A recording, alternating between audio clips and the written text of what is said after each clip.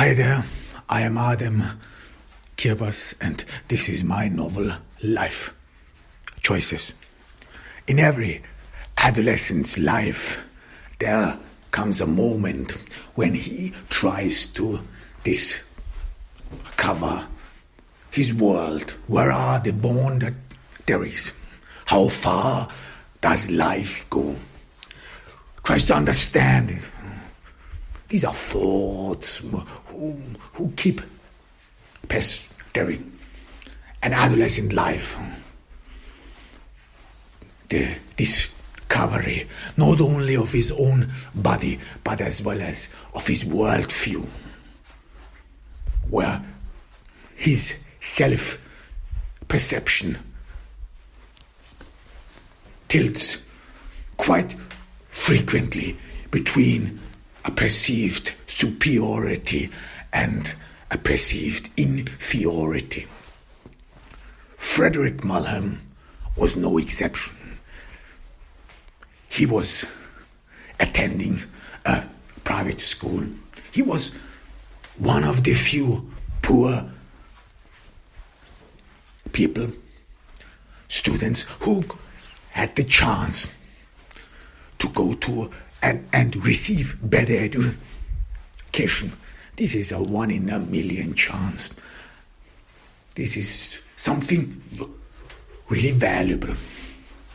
Of course, with this chance comes the proper notion, the understanding that this is actually one of the few opportunities only a few get. To understand the value of it is pretty much difficult, because it would mean that you have to face your own social background, your circumstances, and parents, as well as society, remains mute about them. They don't want to talk about them. They rather want to keep silent. Poverty is something you feel ashamed of. You don't want to mention it. Poverty means something people can actually accuse you. There is still a perception in society that poverty would be self-afflicted. Indeed, some of it is true. Indeed. If you waste your income on drugs and booze, if you waste your income on gambling, or if you're just a bum, then poverty strikes you hardest. But there is as well as a mental inclination to poverty. This perception, this attitude of the poor man, the attitude that the world would owe him something. This derives from Marxist philosophy, that we would live in a world of exploitation, and that the few, the so-called 1% on top, that they would live off the 99% of the bottom. This notion that the world is unfair, unjust. And because of this, one thinks that they are entitled to. Entitled to what, actually? A good life, one would say. But many do not even have a notion what good life is. What does good life consist? Wealth, money, plenty of opportunities, health, family, working, family, relationships. What is wealth? What consists wealth? There are many. There are various answers. However, when a poor man sees the struggle of life, that he or she has to work their ass off, then there comes a perception, an image of the wealthy who would be sitting on a yacht, who would be enjoying life, while one self has to endure hardship. One self would have to work hard to make ends meet. And this poor man's notion is poison. Poison for social upheaval. Poison for climbing the social ladder. Poison for ambition, that you get your things together and accomplish something. No, one still assumes that the world is unfair, unjust, because the poor man thinks he could be wealthy as well. He would be even a good wealthy man, a philanthrope, someone who would take care of the poor. What do wealthy people know about life? This is what he thinks. We can be wealthy as well. The key understanding and the key messages, they do not want to do away with society. They do not want to do away with the so-called capitalist system, because what comes thereafter? Nothingness, sameness. This is unappealing even for a poor man. No, his discomfort with society derives from the notion that he has to start from the bottom, while others seem to be far ahead and far above him. And the height of all those others who have already accomplished something seems to be mind-boggling. And this leads to unrest. This leads to hatred against the wealthy, hatred against everyone and everything who seems to do better. And this poor man's mentality grabs hold of everyone, and it grabbed hold of Frederick. He understood that there is an invisible border between him and his fellow classmates. He understood that things are different, and he thought of himself as life, as being the one who is being done unjust. He did not see the great opportunity that this chance of attending a private school comes with. No, he only saw that he has to struggle more as the others, that he has to start from the back and not from the front. And he felt that life would be unfair, unbearably unfair. And he lost all ambition. He didn't want to try anymore. He didn't want to cherish the great gift he had anymore. He wanted to have what all others have. He still thought that his true parents would be watching him. He still thought that his true parents would be special. They can't be poor people, because this notion got hold of him that poor people are in a way or another responsible for their own misery. This false understanding this idiotic understanding.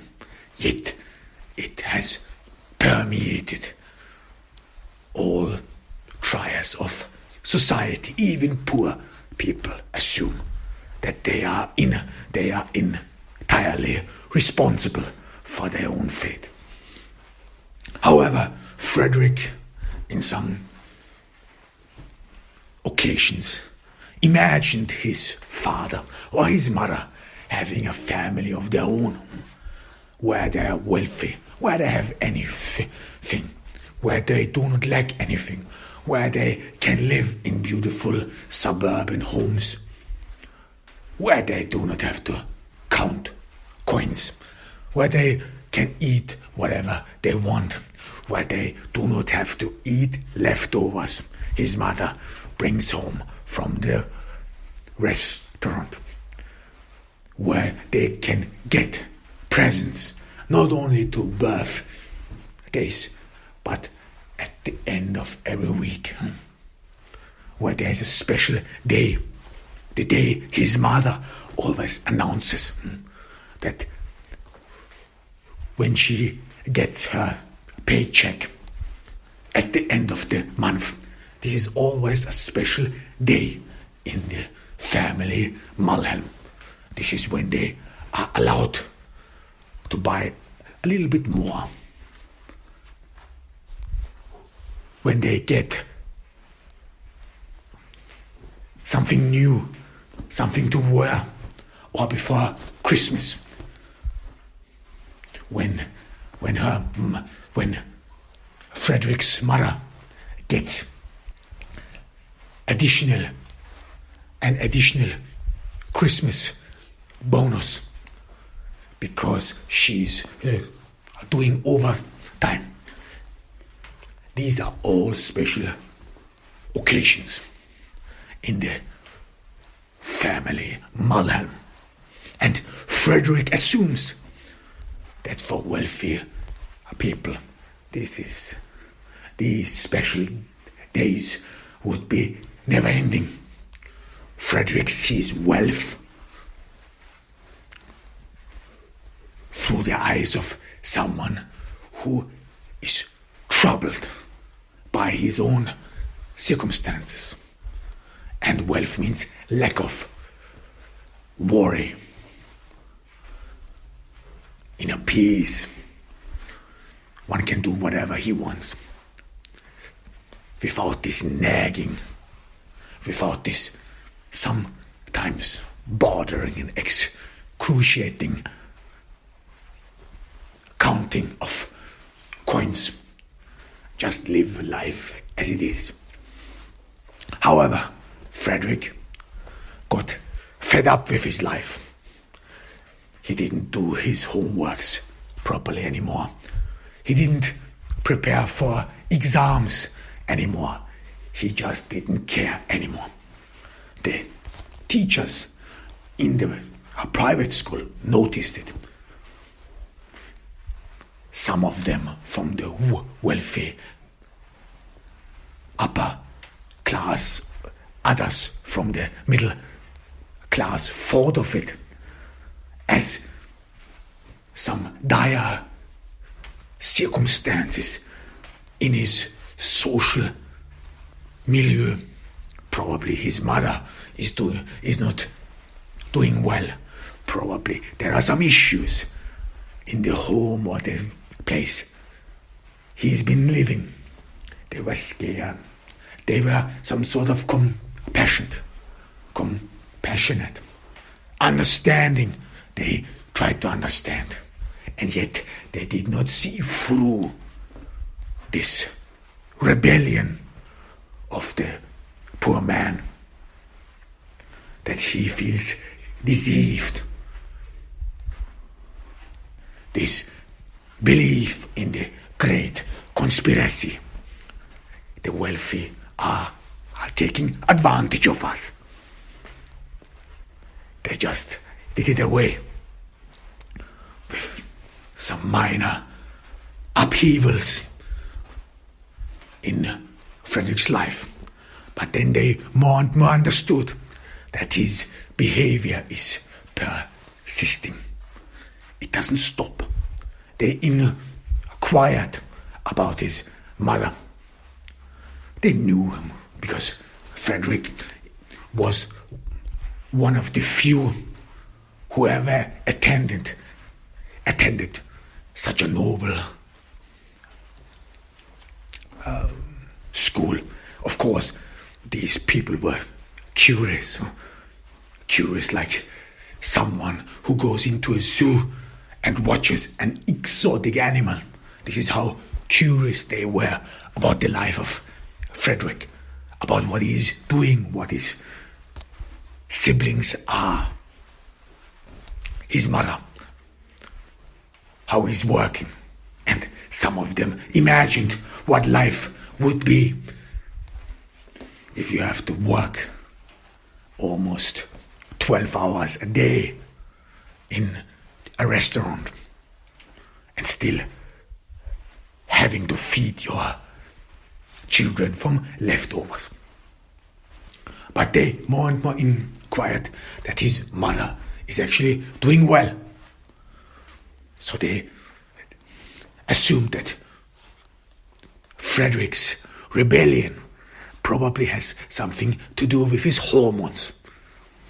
You know, they assumed that poor people, they have to be independent very early on because their mothers or their parents in general, they are working all day long or almost all day long.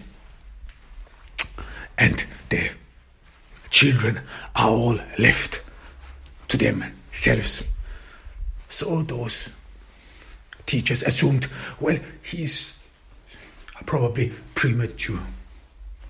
He is already far developed, and this is some sort of hormone junk which bars his way. And they understood, of course, that this is very dangerous because as a poor boy, they knew Frederick has only one chance, one. That is all. Life does give you many chances, it is true, but only a few are able to grab those chances. And those teachers rightly knew that this school, that this proper education is the one lifetime chance of Frederick. If he loses that, there is nothing and nobody who can help him. His life could be gone. His peers, his classmates, they had ample room and space for error, despite the fact that proper development consists of errors, and that someone learns of these errors, and that learning through errors is the great teacher and benefits one's development. Yet only a few have the privilege to err and still land on their feet. Frederick was not one of them. And Frederick himself did not understand that this is a dangerous path he is following. That he is losing a lifetime chance. His teachers, they tried to help him. They were understandable, still compassionate. They wanted to animate him. They even asked some of his classmates whether they can help him, whether they can hang out with him. But the requests of these classmates were like an insult for Frederick, because he could not invite them home in the hood. Some of his classmates had some stories about poor people. Of course, they did not know. What do they know? Because they live all in gated communities. And what they knew about poor people was rather from the movies. But yet, everyone had a story to tell about a poor guy, about the delivery guy, about the guy who works in his father's company, about the dude who brings the newspapers, the morning papers, what have you. Every one of them had a story to tell, a funny one maybe. And these things were bothering for Frederick. He could not socialize with his classmates. He was rarely invited. Some of his classmates' parents still had prejudices against poor people, that they would be disease-ridden and what have you. So Frederick was lost behind. Help did not arrive. His teachers tried to animate him in another way, tried to help him. They looked the other way. When exams were due, they tried to aid and assist him. And when they saw that exams or in homeworks which he did not do, they would look the other way.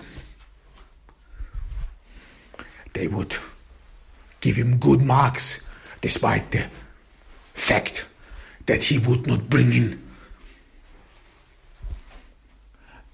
the motivation or the will anymore. They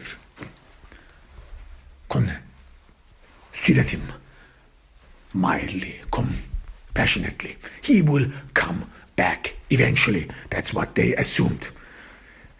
They only wanted to get him through this period, through this moment, and then he would be back on his feet again.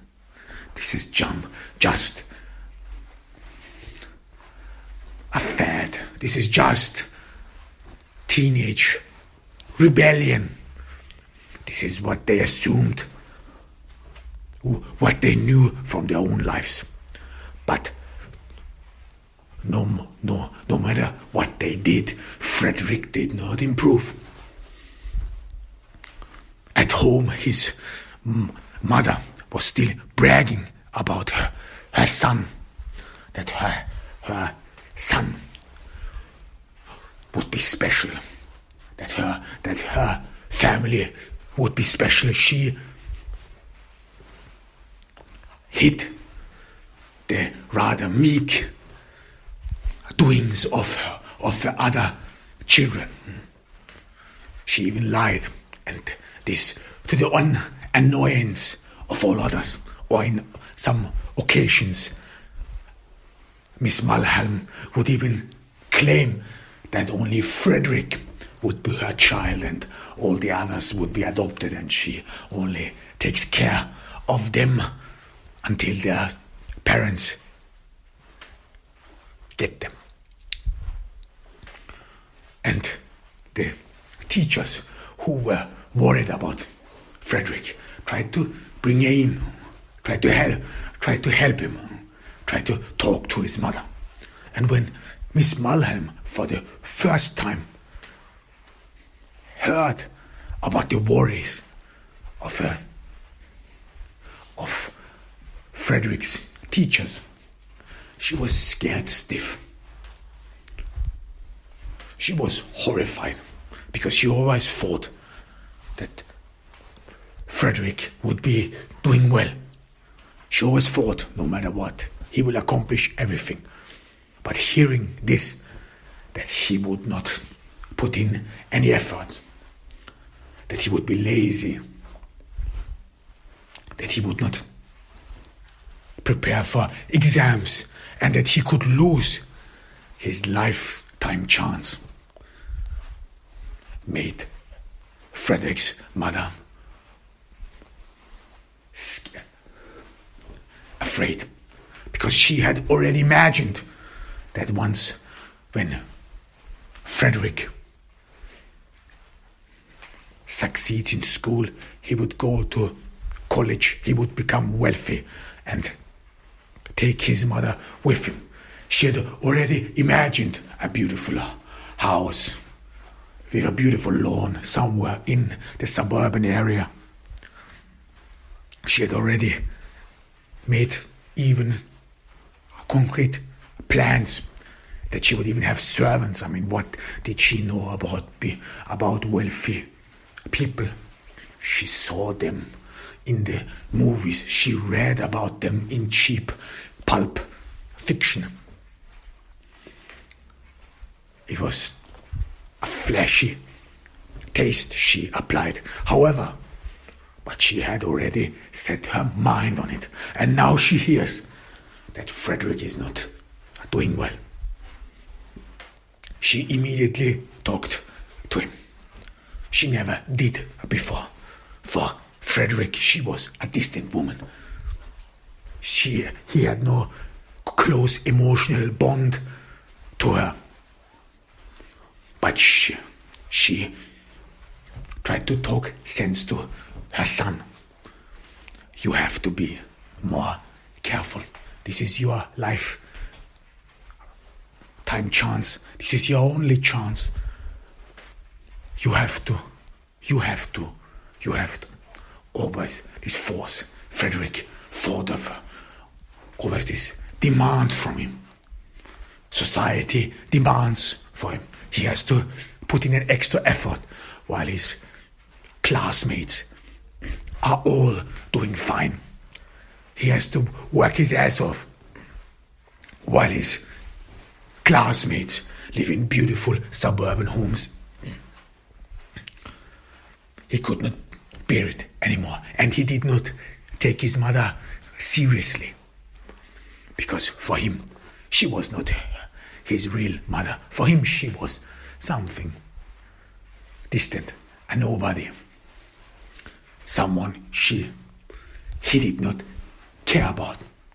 She could not be his mother. Frederick was convinced of it. So she did not heed her advice, and things continued in a downward spiral. Class after class, the teachers looked the other way. They didn't know what to do with him anymore. They didn't know how to help him anymore. And in the end, they gave up.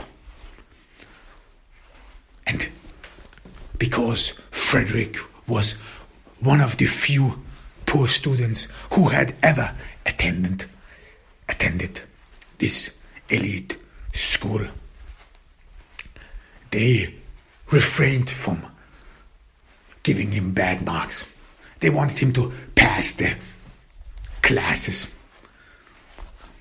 His failure should not be on them. They feared,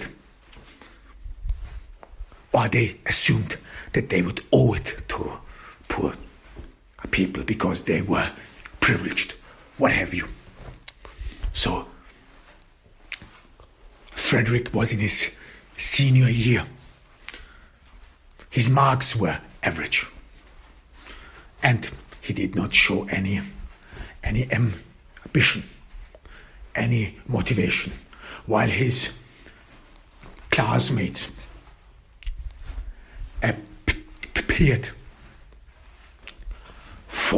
applied for elite colleges.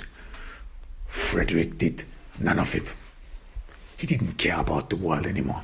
And because of his attitude, because of his way, his classmates even excluded him furthermore. Because his classmates told their parents, about the downward spiral of Frederick. The one boy who was a superstar because he was poor still grabbed their attention. And then more and more, Frederick's classmates, parents, feared the disease of poverty that could grab their children as well. Some of them even wanted Frederick to be excluded from the school. He should go back where he came from. We don't need these kinds of folks. But nothing happened. So, his senior year, everyone is applying for college. Frederick's grades were not good anymore. It was pretty much clear he would not be admitted to a good university. The only thing that could save him was the good reputation of the school. But yet, the big issue was tuition fees. And without good grades, things are difficult. But Frederick still assumed, especially when his classmates were talking about their parents who were former graduates, who were graduates of elite universities. And because of this, they would be with one foot already in that elite university.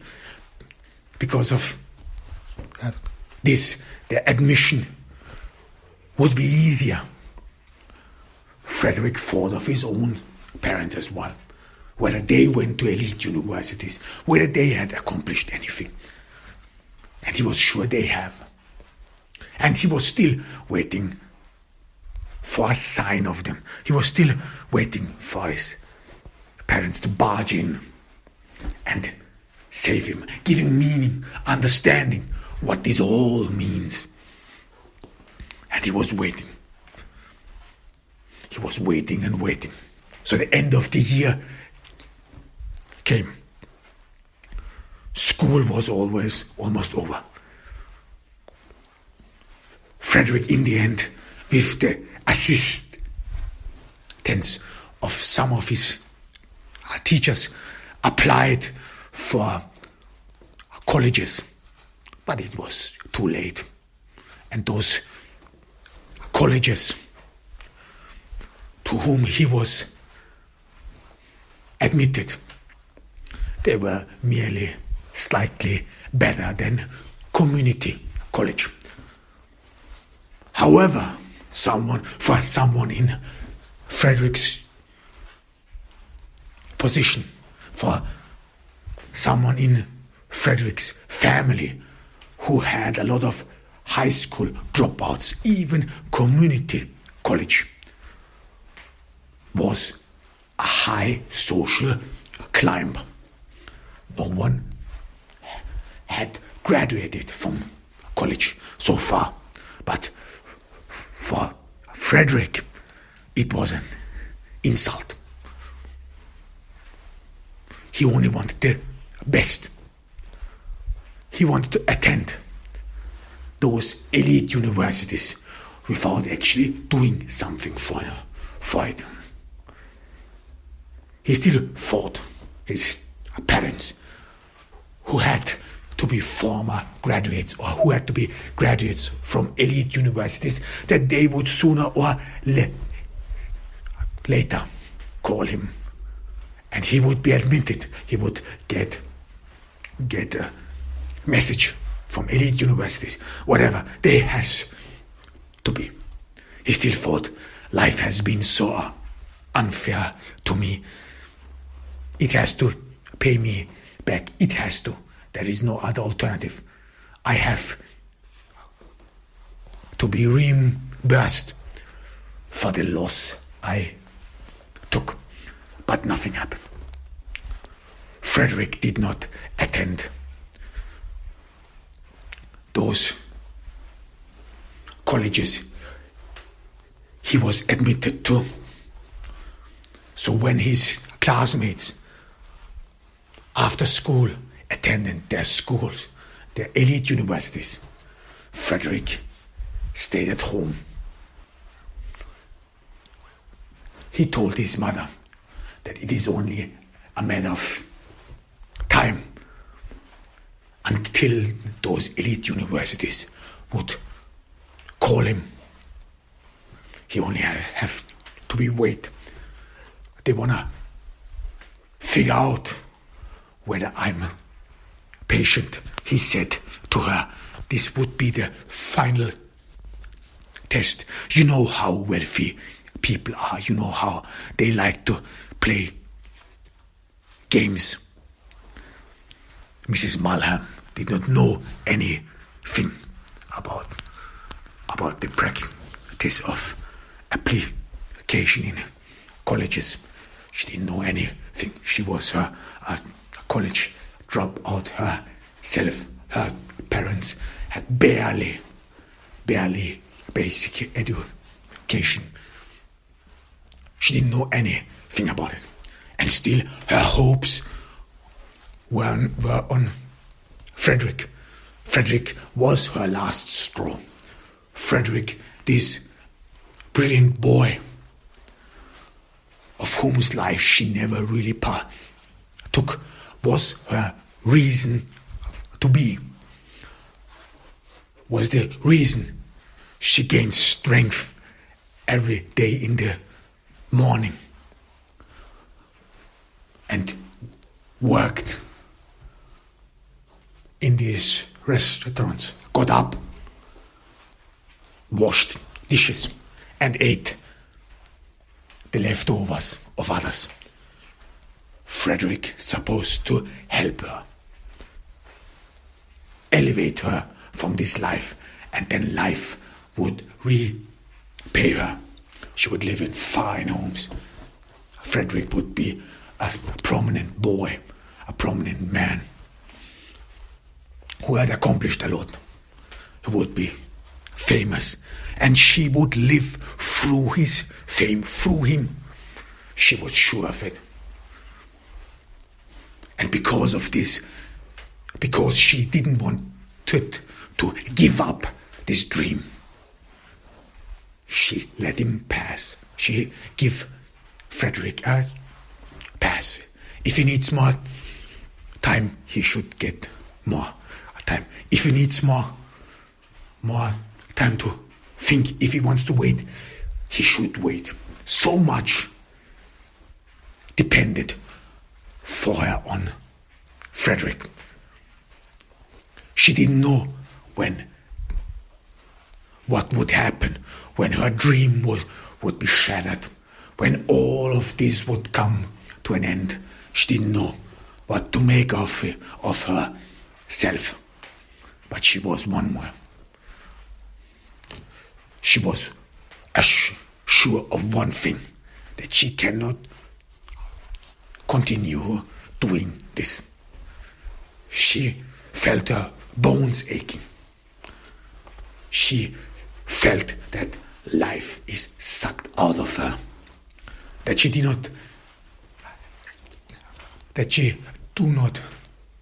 does not feel the strength anymore to continue.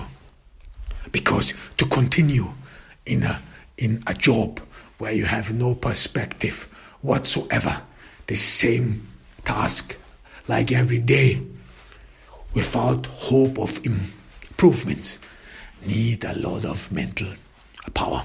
That's the only thing that keeps you standing.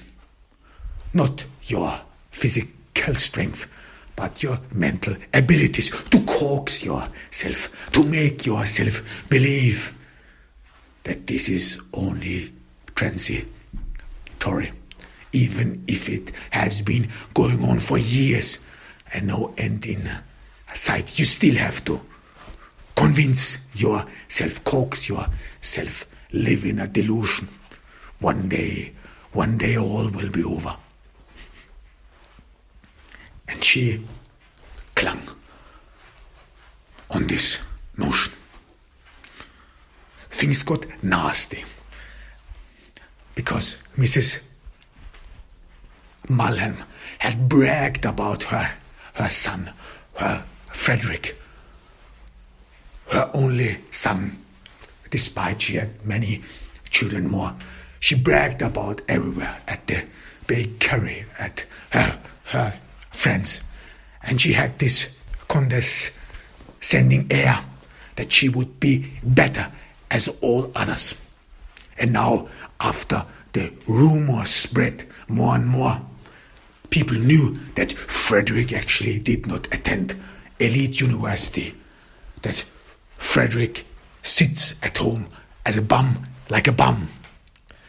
These people who have been listening of all this arrogant talking, of all this diminishing of that woman, paid her back. They kept inquiring about Frederick. What is your boy doing? I heard he's at home. Or some nasty comments which would pretend helpfulness. I know a guy who needs some helping hands. He works in a ditch. Or I know a guy in a restaurant who needs a cleaner. So if your boy is interested, I can fix you up. Because what are friends for? And these things were nasty. And they bothered Mrs. Mulhern for the first time. After years, she dreamed a dream. She felt being dragged down to reality again. More and more, this notion took over that nothing good will ever happen to her, nor to her, nor her children. And that Frederick, with all her high hopes, in the end turned out to be as like as herself, and that she could not do anything about it. In this moment, her hatred against her children flared up again. She remembered the first time when she was grabbed by this hatred and almost ran off, leaving her children behind. Now she thought about that time, and she regretted that she didn't do it, and she regretted that she didn't just pack her stuff and walk away. Maybe she would have done better and wouldn't have chased after an illusion, and now it is all gone. This was a heavy slap for her, unbearable, because what now? She more and more knew that Frederick's staying at home was the admission of failure, that he would never get out of there, and that he would be like all those men who came to her, knocked her up, lived off her savings and incomes for a couple of weeks and then disappeared. And she looked at Frederick, her son, with deep disgust and hatred.